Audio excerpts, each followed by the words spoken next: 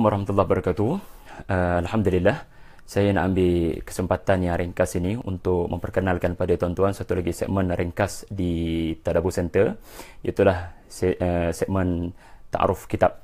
Terima kasih kepada Al-Fadhil Ustaz Zahiruddin Zabidi atas cadangan ini. Dan insya-Allah dari semasa ke semasa saya akan memperkenalkan pada anda kitab-kitab tafsir yang seharusnya kalau ada kemampuan untuk membacanya, kita kalau boleh bacanya. Tetapi sebelum kita pergi lebih jauh dengan kitab-kitab tafsir, saya mahu berkongsi dengan anda antara ta'aruf kitab yang saya rasa wajib sebagai seorang penuntut yang mencintai Al-Quran untuk membaca, menelaah karya-karya yang dihasilkan dengan begitu banyak oleh salah seorang ulama yang masih lagi hidup pada waktu ini, iaitulah Syekh Salah Abdul Fattah Al-Khalidi. Syekh Dr. Salah Abdul Fattah Al-Khalidi, seorang ulama kelahiran Palestin yang sekarang masih lagi hidup dan berada di Amman, Jordan. Dan saya tidak layak untuk memperkenalkan nabdah qasirah mengenai Syekh. Yang paling layak adalah anak-anak muridnya yang bertebaran di Malaysia ini, dan khususnya Dr. Azrul Azlan sendiri lebih layak untuk memperkenalkan tentang beliau kepada tuan-tuan dan puan. Namun salah satu daripada karya beliau yang telah menyebabkan saya jatuh cinta dengan Syekh adalah karya Al-Qasas Al-Qurani. Kerana ini antara karya yang telah membuka fikiran saya kepada indahnya kisah-kisah Al-Quran tanpa perlu membawa anasir-anasir Israiliyat yang batil. Dan Syekh membawa kepada kita keindahan lafaz Al-Quran menurut bahasa. Beliau banyak mengambil juga daripada Ar-Raghib Al-Asfahani dalam mufradatnya dan beberapa buah kitab-kitab bahasa yang lain. Ini nombor satu. Kitab yang pertama yang saya kira wajib masuk dalam list kita kalau kita mahu mengenali pemikiran Syekh dengan lebih mendalam. Mungkin anda boleh bermula daripada kitab yang sudah begitu lama ditulis oleh beliau. Ini antara masterpiece Syekh Salah, iaitulah Al-Qasas Al-Qurani, iaitulah mengenai kisah-kisah Al-Quran. Sama juga dengan Al-Qasas Al-Qurani ini adalah satu lagi karya, iaitulah Ma'a Qasasi As-Sabiqin fil Quran. Ia tidak menceritakan tentang para anbiya daripada Adam sampai kepada Nabi Isa, tetapi Syekh menceritakan tentang tokoh-tokoh yang bukan nabi di dalam kitab ini.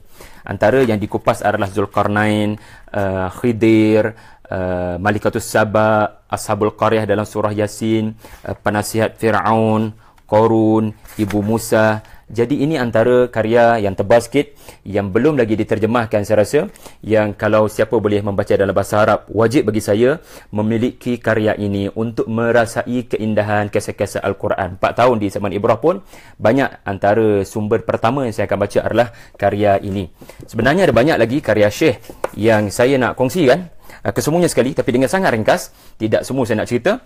Okey, Basair adalah kompilasi artikel-artikel Syekh yang bersifat semasa, khususnya qadiyah Palestin. Syekh menulis artikel-artikel yang ringkas-ringkas. Contohnya apabila berlaku pertentangan antara Yusuf Al-Qaradawi dengan Syekhul Azhar Tantawi, isu serangan US ke atas Afghanistan, banyak juga kritikan keras beliau kepada Zionism, dan juga isu-isu semasa yang berlaku semasa Syekh menulis karya ini. Basair Maqalat Dr. Salah Al-Khalidi. Kemudian ini juga saya tak ikut susunan sangatlah, saya ikut apa yang ada dalam rak saya. 2 rak ni memang cover Syekh Salah punya karya. Al-Khulafa Ar-Rashidin Bainal Istikhlaf wal Istishhad. Ia adalah sirah para khulafa ar-Rashidin kita daripada detik kewafatan Rasulullah sehinggalah Abu Bakar, Umar, Uthman dan Ali. Ini yang keseterusnya. Kemudian saya lupa nak terangkan tadi, adik-beradik kepada Qasas Qurani dan Qasas As-Sabiqin adalah Mawaqiful Anbiya fil Quran.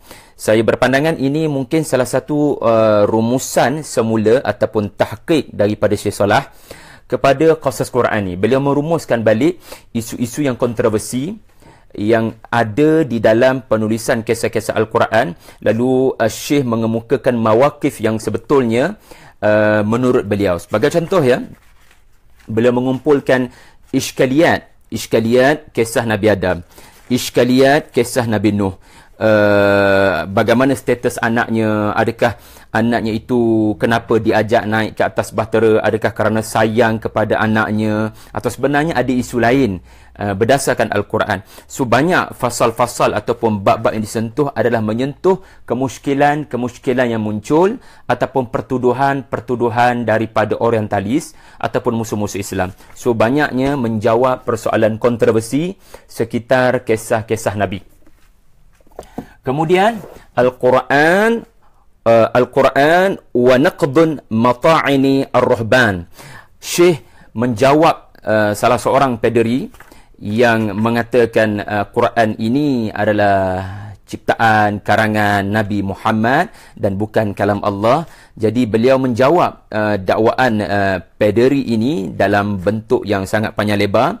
Jadi Syekh membuktikan Al-Quran adalah i'jaz dari sudut geografi, dari sudut tarikhi, sejarah, dari sudut akhlaki, dari sudut lughawi, dari sudut tashri'i, dari sudut ijtima'i, dari sudut ilmi, dari sudut fanni, dari sudut sirah dan seumpama dengannya.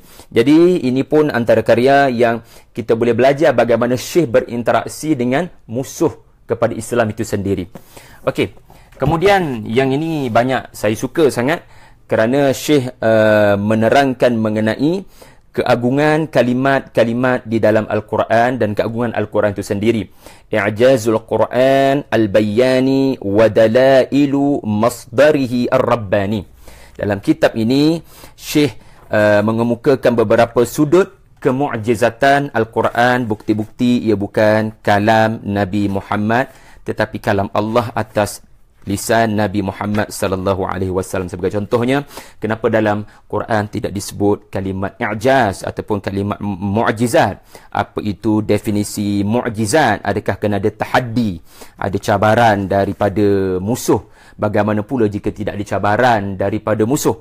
Kemudian Syekh mengemukakan aspek-aspek i'jaz seperti i'jaz bayani, juga i'jaz fawatih aswar, pembukaan surah, i'jaz di sebalik huruf-huruf muqatta'ah, diqqah huruf al-ma'ani, bagaimana mendalamnya kalimat-kalimat yang dipilih oleh Allah, di sebalik perbezaan antara imra'ah dengan zaujah, abun dengan waladun, yang kita sangka sama tetapi tidaklah sama, al-qatlu dengan al-maut, bagaimana kesan sirah fi'il yang mushtaqah, ya, seperti fa'il madhi, fa'il mudhari, kharaja, akhraja, ja'aha, aja'aha. Jadi Syekh berkongsi di sini beberapa perkara yang bagi seseorang yang mahu mendekati aspek lughah Al-Quran yang i'jaz, ini antara karya yang bagi saya wajib untuk dimiliki, ya, I'jazul Quran Al-Bayani. Banyak universiti Islam menggunakan kitab Syekh Salah ini juga, pembelajaran di IRK ataupun di pengajian Islam, Ta'rifud Darisin bi Manahijil Mufassirin, iaitu karya wajib bagi mereka yang berada dalam jurusan tafsir, manhaj tafsir, syarat-syarat untuk menjadi mufassir, bagaimana kaedah untuk mentafsirkan Al-Quran, apa itu bil ma'thur, apa itu bil ra'yi, siapa mufassirun yang terkenal dengan manhaj masing-masing, apakah yang menyebabkan seseorang boleh menyeleweng dalam pentafsiran, dan keperluan kepada tafsir yang moden, ya, ittijahat at-tafsir fil asril hadith. Dan seperti biasa, Syekh menunjukkan salah satu modelnya, salah seorang modelnya adalah Said Qutb rahimahullah. Kemudian untuk pengalaman anda, Syekh Salah menghasilkan master magister beliau dengan tajuk Said Qutb dan Taswirul Fanni. Ya, Said Qutb beliau telah terbitkan dalam bentuk yang berbeza daripada At-Taswir Al-Fanni. Said Qutb biografinya ini adalah risalah magister doktor, dan ini adalah satu lagi bahagian kedua dalam risalah magister beliau, iaitulah Taswir Al-Fanni, keindahan gambaran di dalam Al-Quran, bagaimana Al-Quran menggambarkan sesuatu, dan sudah diterjemahkan, boleh dapatkan pada rakan saya Ustaz Abu Al-Qiyah, iaitulah biografi Said Qutb, ada di Rami di Bangi Gateway. Kemudian mari kita lihat lagi apa yang ada di sini. Al-Khuttah Al-Barakah lidhin nafsi tawaqah, bagaimana seseorang mukmin yang mahu bertakwa kepada Allah perlu merancang masa. Syekh menceritakan bagaimana kedudukan masa, kepada para alim ulama kita bagaimana kepentingan masa di dalam surah ataupun Al-Quran, bagaimana untuk memastikan masa itu berkualiti, bagaimana seorang sahibul ilmi, bagaimana dia sepatutnya menyusun waktunya pada setiap hari. Al-Khutbah Al-Barraqah, ringkas, satu kutaibah yang ringkas. At-Tafsir Al-Mawdu'i Bainan Nazariyati wat Tatbiq, Bainan Nazariyati wat Tatbiq. Ini pun salah satu lagi karya daripada Syekh Salah yang menyentuh tentang apa itu tafsir maudhu'i, apa itu tafsir maudhu'i dengan isu, apa itu tafsir maudhu'i dengan kalimat. Makna contoh, anda nak mengkaji tentang azab di dalam Al-Quran, so itu pun tafsir maudhu'i. So kena cari ada surah dan ayat yang menceritakan tentang azab, itu namanya tafsir maudhu'i. Tafsir maudhu'i juga adalah surah itu sendiri dilihat dari 360 darjah, asbabun nuzul, hikmah nama surah, awalan dan akhiran. Jadi apa itu tafsir maudhu'i, beza dengan apa ni yang disebut al-wahdah al-maudhu'iyah, kesatuan tema. Dan Syekh juga menyebut tentang beberapa contoh. Syekh mengambil contoh daripada Al-Quran sendiri untuk beliau kemukakan contoh tafsir maudhu'i, iaitulah surah Muhammad. Jadi itu ada di dalam tafsir maudhu'i Bainan Nazariyati wat Tatbiq. Kemudian Sirah Adam, satu produk yang Syekh keluarkan dalam bentuk yang lebih tahqiq daripada Al-Qasas Al-Qurani, iaitulah Sirah Adam alaihi salam, yang juga telah diterjemahkan oleh anak murid beliau, Dr. Azrul Azlan, ke dalam bahasa Malaysia. Seterusnya tafsir ayat ahkam. Tafsir ayat ahkam banyak sangat ya, kita sampai jatuh ya. Jadi tafsir Al-Madkhalul 'Am ila tafsiri ayatil ahkam. Dan anda boleh lihat ini salah satu daripada yang saya difahamkan antara yang terbaru, walaupun tidaklah baru sangat, yang dihasilkan oleh Syekh. Beliau mengupas ayat-ayat ahkam yang sering didebatkan, dibicarakan dari sudut fiqahnya, tetapi jarang disedut hikmahnya. Kenapa kalimat ini digunakan, kenapa ayat ini selepas ayat ini. Dan Syekh menyentuh isu-isu fiqah seperti haddus surqah, batasan untuk memotong tangan pencuri, apa balasan sekiranya seseorang melanggar sumpah, cara berwudu, mandi wajib, perkara-perkara haram dalam makan dan minum, bagaimana untuk qasarkan salat, bagaimana rukhsah ta'addudiz zaujat, berpoligami, miras dan seumpama dengannya. Sangat indah kalau kita dapat membaca karya ini, kerana dia menyingkap sisi yang berbeza daripada sekadar perbahasan mazahib. Kemudian kita temui pula di sini risalah doktorah Syekh Salah, iaitulah mengenai fi zilalil Quran, fi zilalil Quran fil mizan. Itu saya difahamkan tajuk PhD beliau, kalau salah Dr. Azrul ataupun sahabat saya di Jordan, saudara Fakri, boleh betulkan. Ini kalau tidak salah saya adalah risalah PhD beliau yang telah diedit sedikit dalam bentuk buku yang bertajuk fi zilalil Quran fil mizan. Bagaimana Syekh menganalisis, membuat komentar, merumuskan pendekatan Said Qutb, tokoh yang sangat beliau terinspirasi, iaitulah Said Qutb rahimahullah. Dan berikut adalah karya-karya kutaibah-kutaibah ringkas. Hadzal Quran, antara yang disentuh oleh Syekh adalah mengenai apakah nama-nama Al-Quran, ya, apakah asal usul nama Al-Quran itu sendiri, apakah sifat Al-Quran yang dinyatakan sendiri oleh Al-Quran sebagai contoh hudan, rahmat, bayan, balagh, ruh. Kemudian bagaimana seseorang melihat Al-Quran, kaifa natakallam 'anillah, bagaimana untuk menghafaz Al-Quran, bagaimana Al-Quran dipelihara oleh Allah, beberapa perkara lataif di awal dan di hujung surah yang diturunkan di dalam Al-Quran. Ya, sebagai contoh Syekh menyebut tentang indahnya penurunan Al-Alaq, kemudian Al-Qalam, kemudian Al-Muzammil, kemudian Al-Mudaththir. Kemudian Syekh menyebut tentang betapa besarnya kedudukan Al-Quran ini yang sepatutnya dilihat oleh umat dan masyarakat.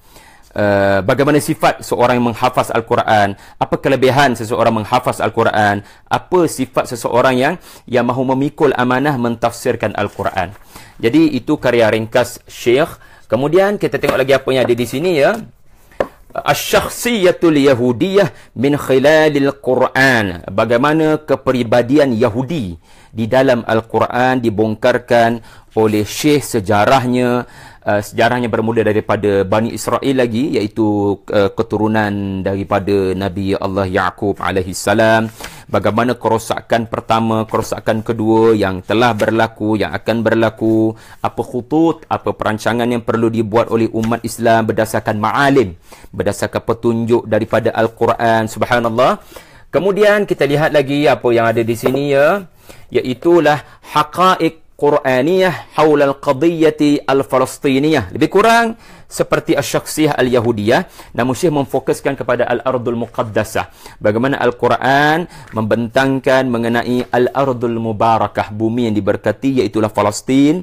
Bagaimana sejarah bumi ini di dalam Al-Quran sejak daripada zaman Nabi Allah Ibrahim alaihi salam, pembinaan Masjid Al-Aqsa, pemerintahan Nabi Allah Sulaiman dan Daud dengan adil dengan pemerintahan Islam, bagaimana Bani Israel merosakkannya, dan pelbagai lagi yang dijawab oleh Syekh mengenai tuhmahan orang-orang Yahudi sekarang kepada hak mereka kepada Baitul Maqdis.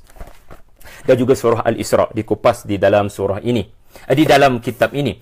Kemudian yang ini pun saya kira antara yang banyak telah dibaca oleh anak-anak murid kita, oleh pelajar-pelajar tafsir, karya untuk berinteraksi, adab berinteraksi dengan Al-Quran, dan mungkin sudah ada yang diterjemahkan.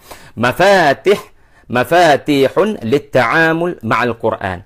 Kunci-kunci untuk bermuamalah, berinteraksi dengan Al-Quran. Antara yang disentuh oleh Syekh dalam buku ini adalah hampir lebih kurang 27 kunci untuk mendapat erti Al-Quran ataupun tadabbur Al-Quran. Contohnya, melihat secara umum apakah tujuan Al-Quran diturunkan.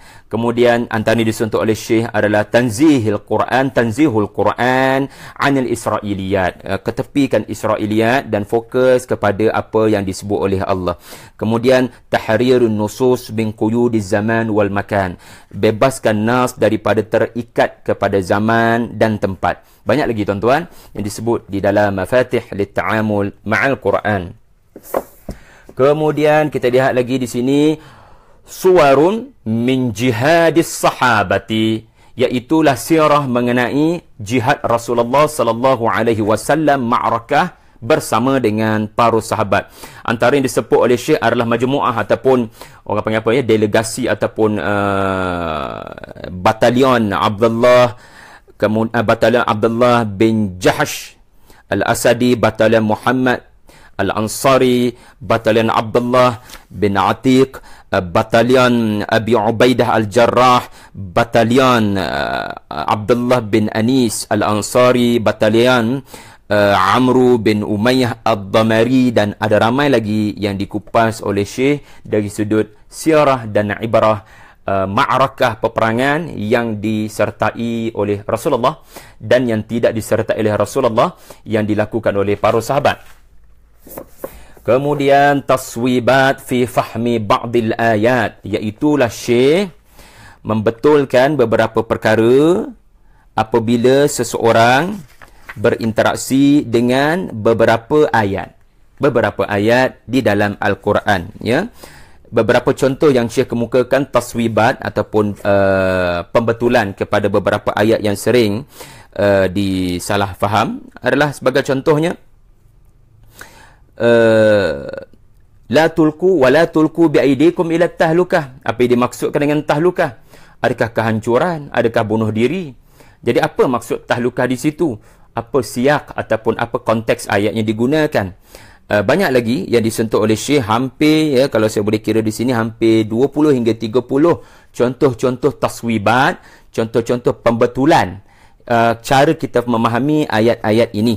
Okey, taswibat fi fahmi ba'dil ayat. Kemudian waqafat ma'a hadhihi al-ayat, iaitu Syekh membawa kita kepada beberapa ayat yang seharusnya direnungkan dengan panjang. Antaranya mathna wa thulatha wa ruba', ya, ayat poligami yang sering kita salah faham. La yastawil khabithu wat tayyibu, yang tidak sama antara orang yang tidak baik dengan orang yang baik. La tudrikuhul absar, ya, mata tidak boleh untuk menanggapi ataupun melihat Allah, dan pelbagai lagi ayat-ayat yang seharusnya direnung dengan panjang lebar. Waqafat, maknanya kita berhenti seketika untuk memahami arti sebenar ayat tersebut. Dan Syekh menyebut juga di hujungnya mengenai surah Al-Ikhlas itu sendiri, walaupun surah yang antara paling pendek di dalam Al-Quran, tetapi sangat banyak lataif yang dikemukakan daripada surah tersebut. Kemudian sikit lagi tuan-tuan, lataif Quraniyah, beberapa aspek kelembutan, keindahan bahasa di dalam Al-Quran. Ya, sebagai contoh, hikmah Al-Quran bermula dengan huruf muqatta'ah. Hikmah kenapa ada surah Sabbaha, ada surah Yusabbihu, dan kemudian Sabbih isma rabbikal a'la. Kemudian banyak ya perkara-perkara mengenai ista'u, istata'u, tasti', di mana ada tempat ada huruf ta, ada tempat tak ada huruf ta. Kenapa Allah sebut Misra, dan kemudian ada yang disebut juga Misran. Apakah apa lagi ni yang disebutkan di sini? Banyak ya hikmah penggunaan kalimat asa, nun at-taukid, dan beberapa isu-isu yang kita boleh simpulkan sebagai isu-isu bahasa, ya, yang disentuh dengan begitu indah oleh Syekh. Kemudian itabur rasuli fil Quran, iaitulah bagaimana Rasulullah sallallahu alaihi wasallam ditegur oleh Allah. Ya, Nabi ditegur bukan kerana Nabi buat dosa, ya, tetapi Nabi di sisi Allah sangat tinggi kedudukannya. Jadi Syekh menyebut di dalam kitab ini mengenai contohnya isu tawanan Perang Badar yang Nabi berbeza pandangan dengan Umar. Contohnya isu kepada mereka yang meninggalkan peperangan Tabuk. Contoh lagi isu solat kepada Abdullah bin Ubay. Contoh yang lain, Nabi terlupa sebut insya-Allah. Yang seterusnya, benarkah syaitan memasukkan sesuatu ke dalam mimpi Rasulullah? Bagaimanakah pernikahan Rasulullah sallallahu alaihi wasallam dengan Zainab binti Jahash? Bagaimana Rasulullah yang menyebabkan surah At-Tahrim diturunkan? Benarkah Rasulullah mengharamkan ke atas dirinya isterinya sendiri? Jadi itu antara yang dikupas oleh Syekh. Dan juga isu surah Abasa, iaitulah Abdullah bin Ummi Maktum. Jadi Syekh membongkarkan sesuatu yang akan membuka fikiran kita semua. Dan yang kedua terakhir adalah waqafat ma'a hadhil ayat. Ini yang tadi kot tapi warna dia lain sikit. Allah. Jadi yang ni yang last, ya. Ini yang last, al-a'lamu al-a'jamiyatu fil Qur'ani. Isim-isim alam. Ajam, kalimat-kalimat ajam yang bukan kearaban, yang tidak berasal daripada Arab. Tengok saja nama-nama ajam yang mamnu' minas saraf, ya, yang seperti Ibrahim, Iblis, Ilyasa, Ayyub, Babil, Jalut, Ma'juj, Ya'qub, Yaghuth, Lut, Siwa', As-Samiri. Semua nama-nama ini disebut di dalam Al-Quran. Jadi Syekh membongkarkan apa makna kalimat ini dan hikmah ia diletakkan di dalam Al-Quran yang diturunkan di dalam bahasa Arab. Apa lagi ya? Saya rasa saya sudah menyentuh semua karya-karya Syekh Salah Abdul Fattah Al-Khalidi.